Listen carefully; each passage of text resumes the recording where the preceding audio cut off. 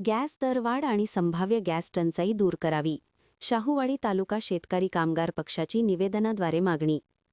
Gas दरवाढ आणि संभाव्य गॅस टंचाई दूर करावी. बंदरामध्ये अडकून राहिलेला शेतीमाल सरकारनं बाजारभावाप्रमाणे खरेदी करावा, अशी मागणी शाहूवाडी तालुका शेतकरी कामगार पक्षानं सरकारकडे केली.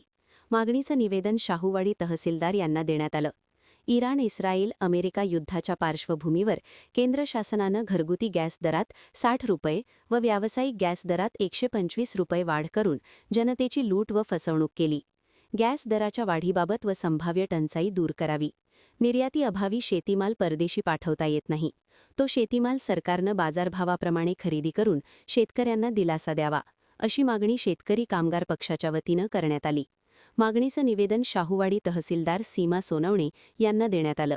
या शिष्टमंडळात भाई भारत पाटील, राजाराम मगदूम, राजेंद्र देशमाने, अनिल कांबळे, शौकत हवालदार, दत्तात्रय कदम, राजाभाऊ लाड, नामदेव पाटील, तुकाराम पाटील, सुरेश माऊटकर, मनीष तडवळेकर, अरुण पाटील, शिवाजी जाधव यांच्यासह शेकाप कार्यकर्ते यांचा समावेश होता.